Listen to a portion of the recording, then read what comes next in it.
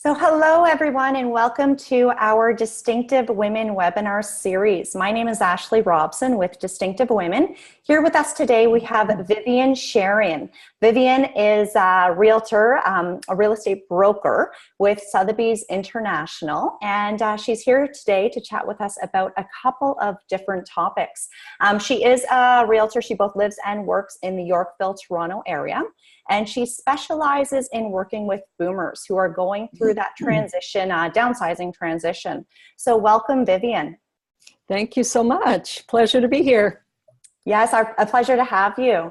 As I mentioned, we're going to discuss a couple of different topics. We're actually going to start off with a little bit of a different topic, which is technology and social media trends, and kind of overcoming or having the courage to overcome the fear of adapting new technology within specific industries or every industry, as well as social media trends. And Vivien has been fantastic at this and just embracing everything that technology and social media has to offer. So Vivien, why don't you tell us about your experience with adopting these trends and kind of just going along with the learning curves and overcoming the fear of getting used to them? Okay, thank you. My pleasure to be here today. I think in any business, one has to be very aggressive in learning the newest trends in technology. Otherwise, you get left behind. That goes for any industry at all. In real estate, in particular, that's the industry I practice every day. And I realized early on that everything to do with social media and technology would put me to a higher level in this business. And in order to succeed, I realized that I had to hire somebody, an expert, to help me, because when I came into this business quite a while back, my skills were really lacking. And I was very, very aware that not only did I have to deal with all the forms, the real estate forms in this business, you have to know how to save them in Dropbox and move things to here and there.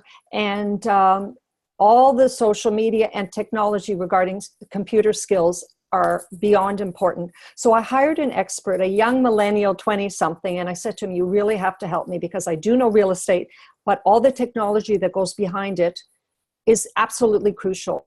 We do need to know that 85% of people shop for homes, buyer or sellers. If they're selling and thinking of buying, they do this online. And we know this statistic from the National Association of Realtors in the US. So if you are not computer savvy, if you do not have a Facebook account, personal and business, which was the first thing I had to do, and learn how to use it properly. Then LinkedIn, Twitter, Instagram today, which of course is owned by Facebook, is so important, certainly for the millennial audience. And I realized that that's something relatively new for me that I had to embrace. The other thing is videos. Videos extremely important. So I do a lot of work with videos, new listings, meeting clients, testimonials, out there on the street, talking about Yorkville, meeting clients everywhere. Video is probably the #1 tool that I've had to use. So all I can say is if you want to be successful in any business and in real estate, you have to be technology savvy and keep going to the next level, which is what I try to do as best I can. Yeah, and it can be scary. It can be overwhelming because there's so many different outlets out there, but just everybody should be like Vivien and just overcome the fear, give it a try and see how it goes. Every day I work with fear and I just overcome it no matter what, even doing this, right? Do it, just do it. Just do it. Yeah. So next question is related directly to Vivien's area of expertise. So we want to talk about downsizing. So Vivien is very, very passionate and extremely educated on downsizing. And when you think about downsizing, there are a lot of things that people may or may not think of when addressing the topic. So the first thing is, who does this topic of downsizing appeal to, Vivien? Great question. One would think it's only for an older audience, and I'll be honest with you, it's not. When you talk about downsizing, it's really 3 levels of interest in people demographically. It would be the young 30 to 40-year-old who have parents who are 60, 65 plus, who are in these large suburban family homes, which they've loved. These kids have lived there all their life, and now they're grown adults, they're 30, 40, and they see their parents are like in this big house, no kids at home. They're all, married or out of the house or students, and they see that. The second level is boomers like myself, those that are 55 plus, they're thinking of downsizing.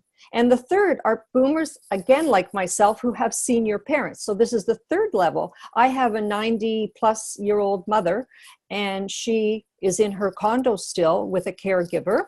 However, I'm a typical example of a boomer, and boomers are something like 29% of the population in Canada, huge and growing. They have parents, and we have to think, what are we doing to help our parents? So it's three levels of people that downsizing addresses in real estate.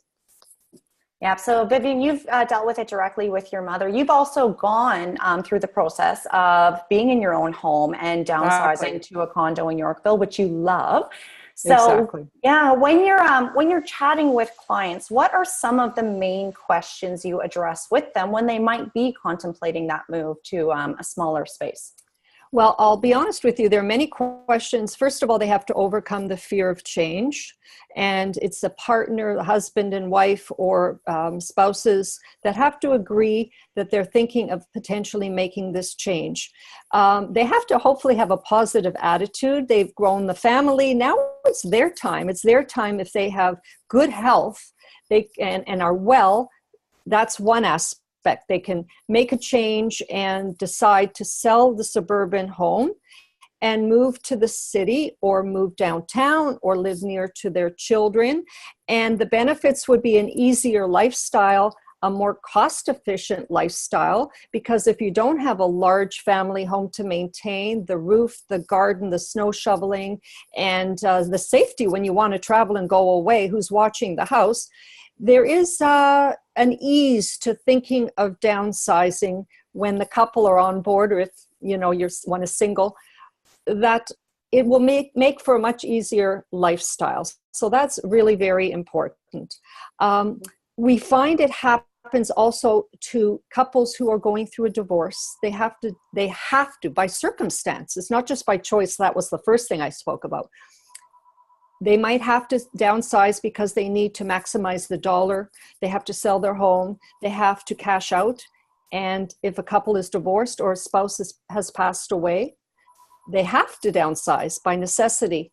Or if there's a health problem. We find that more and more. If someone has fallen or has a hip problem, can't handle steps or knee problems, whatever, they have no choice but to downsize. So it's by necessity or by choice, which is when you're well and you want to just have a new lifestyle and make a change. Yeah. So not just in moving homes, but in life in general, a lot of people can be reluctant to change. Change can be hard for many people. Yes. For a lot of people. So once you do overcome this reluctance to change, there's so many benefits, and you just touched on some. I think that financial aspects are a huge benefit as well. But what other benefits would you say would be advantageous to those looking into downsizing? Well, I would say certainly creating the first thing, the financial aspect. When one sells a large home, and I'm just giving a typical example of the Toronto real estate market. It's certainly not everywhere like this, but let's say a suburban home in North York. Approximately $2 million is what it takes. I think that's the average price of a sale of a house in North York. And if one decides to downsize, to move to, I'll give a geographic area. My clients seem to be interested in the Yorkville area, the waterfront. One or two have told me and I moved them to the beach area. They want to walk their dog and they're, change in lifestyle. A few Yonge and St. Clair, I know, I'm talking my clients and I know I'm hearing the Midtown, downtown core. And some want to stay, near their children, which could be, in the Yonge Shepherd, Yonge Lawrence area as well. So it's a change in location and a change in lifestyle. So let's say that would cost them about $1 million. They've sold for $2 million. They will net in their pocket just under $1 million because there are realty fees, commission fees, moving fees, and legal fees involved. So there's almost $1 million that they have netted in their pocket. They have a retirement fund. They can use this money and they can put it toward wonderful things such as build their equity, invest it with wonderful like money managers who will bring them a good return. And I have great information on people that I can recommend that will maximize one's dollar. They will have freedom to travel. They will be able to save money. They can go if they want to live in the city they won't need a car. I see this every day and I live this every day, 2 to 3 days a week. I don't need my car. You take the TTC, you go to meetings, you meet people, you go to theater, you go to restaurants. It's just an easier lifestyle. It's your time. You've done it. The kids are grown. And I see a lot of people just want to have a good time and ease their life. Yeah. And I mean, again, that's specific to the Toronto market, but it can be transferred into every market because every city has a downtown core. It's typically condos are easy access, so you can walk everywhere. Yes. Lots of entertainment, the amenities as well. So, I mean, a lot of them have fitness facilities and stuff like that. So at the end of the day, buying a condo isn't for everyone. Correct. And downsizing is still, regardless, your area of expertise. So if someone is not ready to buy a condo, what are some other choices if they are really considering that or interested in that downsizing transition? Correct. Very good question. I would say the majority of people do go the condo route, and I'll tell you the other options. Why do they do that? Because they want to still own something. They were raised and bred, you have to own something, and I don't feel comfortable renting. So you have, I would say 80% of clients out there, and I've dealt with many, they still want to buy. They pay their maintenance fee, they pay their property taxes, and they're comfortable with owning something to eventually for their kids kind of thing if they sell. But that's the one option and the most popular one. However, it's not for everybody. I have found that there are some people that don't really know where they want to live and they don't want to spend all this money to buy a condo and they don't really like condo living or they don't like that location. So what's a great option? To rent. A great option is to rent in the area where you are thinking of potentially buying and give it a 1-year lease. Maybe two at the most. Two will lock you in for 2 years. So I find most people do the 1-year lease, renewable month by month after, and they decide, do they like this? And maybe they stay on leasing, or maybe they decide, I like this neighborhood, or maybe I want to move more close to the water. I maybe prefer to be in another neighborhood. And then they decide to buy. But leasing is definitely an option. Another option that's very popular in the US that's becoming a little more popular, but not as prevalent here in Canada, is the multi-generational family living. So that means that you have 2 to 3 generations or even 4 living in one house. You might think, oh my goodness, that's crazy. But it helps with babysitting. It helps when you senior parents that, let's say me, a boomer, I know my mother's okay because she lives in like my house. We had an add-on or one adds on a certain wing or you have to have a large home to do this, let's be honest, where you have boomer parents and you have maybe the grandchildren living there for whatever circumstances and your children and perhaps an elderly parent. That's not the most common, but it does happen. Also, another option I'm finding is a smaller home or a townhome if one can handle the steps. So in the scenario, they don't want a condo, they don't want to rent, they're not going to do multi-generational living. They might say, you know what, I love my house, I love my garden, I'm just going to sell my large suburban house and buy something smaller, but it'll be detached, semi-detached, or a townhome. So those are the options. Last thing, if you have a senior parent, like I do, assisted living that is for the senior element. You have to think of, can you live in this condo? Can you be there with a caregiver? Can you not afford the condo anymore? Maybe you're better with other people, not home alone all the time. Assisted living is a wonderful alternative for the senior market. And I get involved in that and helping them transition to make the right choices for them. Yeah, no, that's wonderful. And obviously, Vivien is not just a real estate broker, but she's very, very educated on this topic. And actually, less than 30 people in the country have the credentials that Vivien has. So with that, it's not just buying and selling different size homes, but it's the whole package that comes with it, and the contacts and education, expertise, and advice that she can offer as well. Yes, well, thank you. That's very true. There is a specialty that I have taken, and every year I must take the courses involved and renew it, is called the Master Accredited Senior Agent, Master-ASA, which is under my title. Broker, because I have taken days of courses that you must take, and it involves everything you need to know about dealing with the senior and the boomer and senior market.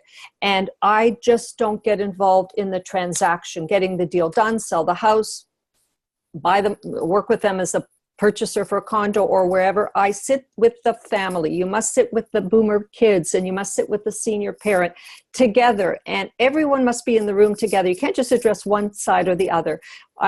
You have to sit down with them. And also my specialty is bringing in experts. I have a network of exceptional experts who help in the transition, not the transaction. That's the deal itself. I do that too. But my specialty is helping in the transition process. Mm-hmm. I have lawyers, accountants, stagers, handymen, painters, declutterers, contractors, and the list is about 40 people who I have at my fingertips to help with this awesome task and daunting task of a house that people have owned for 40 years.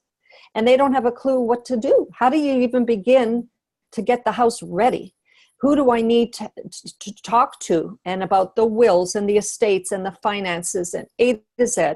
So I sit down and have a network of a huge bunch of people that I advise and help with the transition. And that is the specialty that I've been trained in addition to the real estate sale itself. Yeah. So we do have some people on the webinar from Toronto. We do have others on the webinar from across Canada. But we are a community of distinctive women. So I just wanted to put it out there that if anybody is in Toronto and going through this process, Vivien is the person to talk to. But as a community, if there's anybody outside of Toronto that has some questions or just wants to seek advice, Vivien is the best person just to chat with as well about this transition. And for anybody in Toronto specifically, Vivien does have an event coming up.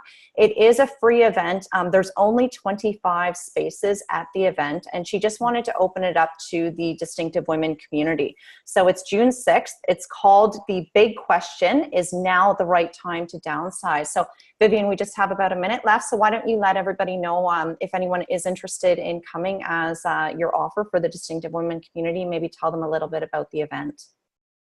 Yes, this is an exclusive event. It's on all my social media, and Evite has gone out. If anyone is interested, please contact me. I think Ashley will give you my contact information, but basically just Google me, VivienSharon.com. You'll find me. And basically it is inviting people on the 3 levels I said. Either you are a young 30, 40-year-old, you have parents who you really like to invite to come to this event to hear the things you need to know, or you're a boomer or have older parents. So who will be speaking? It will be an expert, a lawyer who deals with wills, estates, trusts, how to handle your affairs from a legal point of view. The second speaker is a very well-known man who's on TV all the time, on local television, and he is a financial guru, wealth manager, and he can net people a return for their money once they sell their home. Probably one of the best returns one can get. So they're free, meaning that these speakers are giving of their time. This event is free. We already have a lot of people interested, and it's the first 25 to register. I will be the host, and I will be giving the 5 top tips you need to know to ensure a smooth and convenient downsize for you or for your parents. So if you would like to attend, I would encourage you to contact me on my website, VivienSharon.com. And because I'm pretty well halfway sold free. It's free, but halfway sold out. So love to have you join. Halfway filled up. Halfway sold out. It's only been out there 3 days since that's fantastic. So We don't have any questions at this point. We do have a comment. Amazing services, Vivien. Everyone should be aware of your specialty, and thank you. So, my pleasure. Yes. So thank you, Vivien, so much for taking the time to be here with us today. I learned a lot out of this webinar, and I hope everybody else did as well. So thank you for sharing your expertise. Thank you. My pleasure. Thank you. Have a great day. Thank you. Bye.